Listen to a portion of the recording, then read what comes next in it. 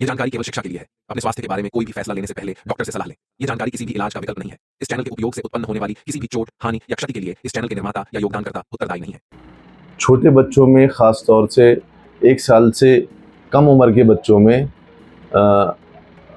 हमेशा पेरेंट्स का, गार्जियंस का ये सवाल रहता है कि गाय का दूध दें या ना दें या कब से दें। छोटे बच्चों में ख़ास तौर से जो 1 साल से छोटे बच्चे हैं, उसमें आपने देखा होगा कि हमेशा डॉक्टर से जब आप कंसल्ट करते हैं तो आपके डॉक्टर जो हैं 1 साल से पहले गाय का दूध रिकमेंड नहीं करते हैं। उसकी क्या वजह होती है, क्यों डॉक्टर मना करते हैं कि 1 साल से पहले बच्चे को गाय का दूध नहीं देना चाहिए और उसके क्या नुकसानात हो सकते हैं और उससे बच्चे के हेल्थ पे क्या इश्यूज़ हो सकते हैं, उसके बारे में थोड़ा सा मैं ब्रीफ में डिस्कस करूँगा आज। और ये वीडियो आपके लिए काफ़ी बेनिफिशियल होने वाली है। और जिन लोगों ने अभी चैनल सब्सक्राइब नहीं किया है वो सब्सक्राइब कर लें और लाइक और शेयर भी ज़रूर करें, ताकि जिन्हें ज़रूरत है, जिनके छोटे बच्चे हैं, उन्हें भी ये इन्फॉर्मेशन मिल जाए।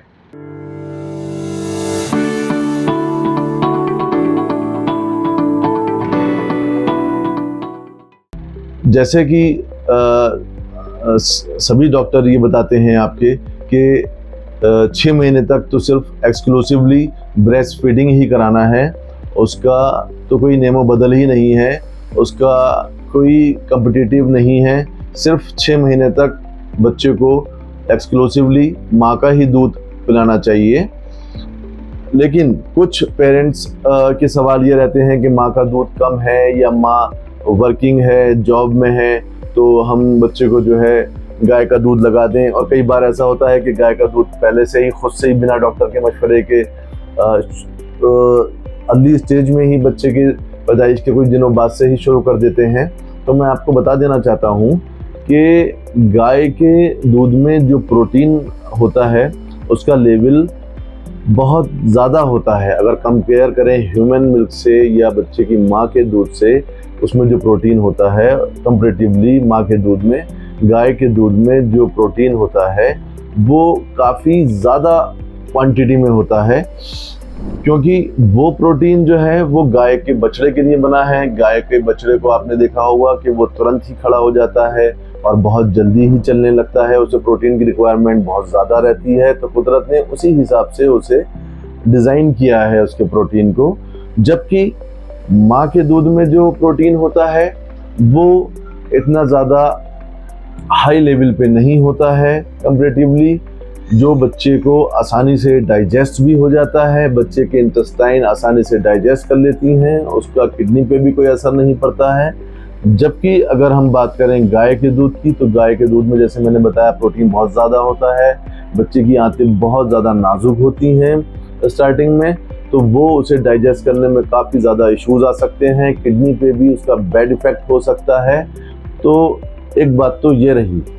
दूसरी बात अगर हम कहें तो गाय के दूध में सोडियम की क्वांटिटी काफ़ी ज़्यादा होती है, जो बच्चे की किडनी को नुकसान पहुंचा सकती है, बच्चे को हार्मफुल बच्चे के लिए हो सकती है।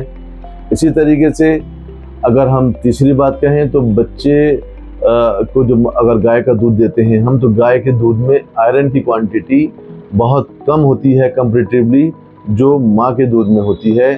तो अधिकतर देखा जाता है ओपीडीज में जो बच्चे आते हैं और जो पूरी तरीके से काऊ मिल्क पे डिपेंडेंट होते हैं, अगर उन्होंने टॉलरेट कर भी लिया काऊ मिल्क, उन्हें मिल्क एलर्जी या प्रोटीन एलर्जी नहीं भी हुई, तो उनके अंदर एनीमिया मिलता ही मिलता है, यानी खून की कमी होती ही होती है। और इसके साथ साथ कुछ पेशेंट्स के, कुछ गार्जियंस के, माँ बाप के ये सवाल रहते हैं कि चलिए 6 महीने तक तो हमने एक्सक्लूसिवली ब्रेस्ट फीडिंग कराया, अब 6 महीने बाद आप कॉम्प्लीमेंट्री फूड के लिए बताते हैं कि बच्चों को ऊपर की चीज़ें दें, दाल, दलिया, खिचड़ी, ओट्स, ये सब चीज़ें दें। हम दलिया दूध में बनाना चाहें तो दूध माँ के दूध में तो बनाएंगे नहीं, या हम कुछ खीर बना के दें या ओट्स बना के दें या कस्टर्ड बना के दें तो माँ के दूध में तो बनेगा नहीं वो। तो उसके लिए हम कैसे गाय या भैंस का दूध दें? तो मैं आपको बता देना चाहता हूँ कि जब हम कोई दलिया या ओट्स या कोई खीर बनाते हैं तो हम उसे गाय या भैंस के दूध में बनाकर दे सकते हैं, क्योंकि जब हम कोई चीज़ इंग्रेडिएंट मिलाते हैं, जैसे हमने दलिया मिलाया या ओट्स मिलाया, तो उसमें कार्बोहाइड्रेट, फाइबर और सारी चीज़ें होते हैं और सारी कंपोजिशन होती हैं जो दूध के साथ मिलके दूध का जो प्रोटीन लेवल बहुत ज़्यादा होता है उसे बैलेंस ले जाती हैं। तो आप जो है किसी चीज़ में मिला के उसे श्योरली दे सकते हैं, उससे प्रोटीन लेवल उसका जो बहुत ज़्यादा हाई था गाय के दूध का, वो अपने लेवल पर आ जाता है।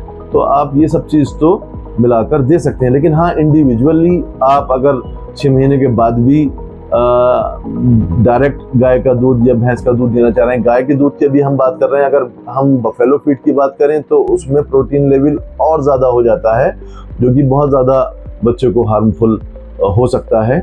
और जैसे कि मैंने अभी बताया था कि आयरन बहुत कम होता है, 6 महीने के बाद बच्चे को आयरन की भी ज़रूरत होती है, इसलिए हम कॉम्प्लीमेंट्री फूड बताते हैं। तो 6 महीने के बाद भी बच्चे को इंडिविजुअली आप गाय या भैंस का दूध ना दें।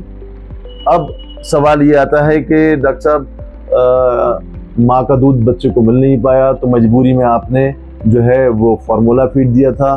तो फार्मूला फीड भी कहीं ना कहीं काऊ प्रोटीन से मिलके ही बना है, तो वो मैं आपको थोड़ा सा बता देना चाहूँगा। हाँ, बिल्कुल ठीक बात रहती है आपकी, बहुत ठीक क्वेश्चन रहता है आपका कि जो फार्मूला फीड मार्केट में चाहे जो भी अवेलेबल हो, वो काऊ मिल्क से ही प्रोसेस करके बनाया जाता है। लेकिन मैं आपको ये बता देना चाहता हूँ कि जब प्रोसेस किया जाता है तो कुछ ऐसे प्रोसेस किए जाते हैं जिससे उसके इंग्रेडिएंट जो हैं, जैसे प्रोटीन है, आयरन है, हालांकि वो बिल्कुल तो माँ के दूध के अकॉर्डिंग डिज़ाइन नहीं कर सकते, लेकिन हाँ, कोशिश करते हैं कि प्रोटीन लेवल जहाँ बहुत ज़्यादा हाई होता है काऊ मिल्क का, तो वो कहीं ना कहीं माँ के दूध के सिमिलर प्रोटीन लेवल आ जाए प्रोसेस के थ्रू।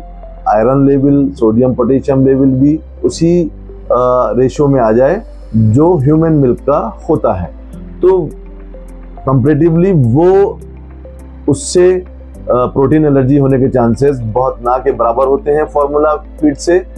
जबकि काऊ मिल्क में प्रोटीन, जैसे मैंने बताया, ज़्यादा होता है, तो उससे प्रोटीन एलर्जी के चांसेस बहुत ज़्यादा रहते हैं। इसीलिए डॉक्टर आपका अगर ब्रेस्ट फीडिंग नहीं मिल रही है तो फिर काऊ मिल्क को मना करने के बाद फार्मूला फीड की तरफ आपको स्विच करता है। दूसरी बात, कुछ पेशेंट के सवाल ये रहते हैं कि जो बच्चे को आपने 1 साल तक गाय या भैंस के दूध को आपने मना किया है, अब 1 साल के बाद अगर हम देते हैं तो क्या वो बच्चों को नुकसान नहीं करेगा? 1 साल के बाद हम कैसे दें? तो 1 साल तक आते आते बच्चे की इंटेस्टाइन काफ़ी मैच्योर हो जाती हैं, उसका गट फ्लोरा मेंटेन हो जाता है, बच्चों की किडनी भी काफ़ी मैच्योर हो चुकी होती हैं। तो 1 साल के बाद अगर हम बच्चे को गाय या भैंस का दूध स्टार्ट कराते हैं तो वो आसानी से टॉलरेट कर लेता है और प्रोटीन एलर्जी के चांसेस भी बहुत कम रहते हैं। मैं समझता हूँ कि ये वीडियो आपके लिए बहुत ज़्यादा यूज़फुल रहेगी, और आप जो है अगर इस वीडियो से अगर आपको बेनिफिट लगता है या ये बेनिफिशियल लगती है तो आप ज़रूर अपने साथ वालों के साथ ज़रूर शेयर करें जिनके छोटे बच्चे हैं और जिन्हें क्वेरी रहती है, जिनके क्वेश्चन माइंड में रहते हैं, ताकि उनके क्वेश्चन ये क्लियर हो जाएं और उनका बच्चा परेशानी से बच जाए। आप और आपके बच्चे खुश रहें, स्वस्थ रहें, यही हमारा मकसद है। Thank you.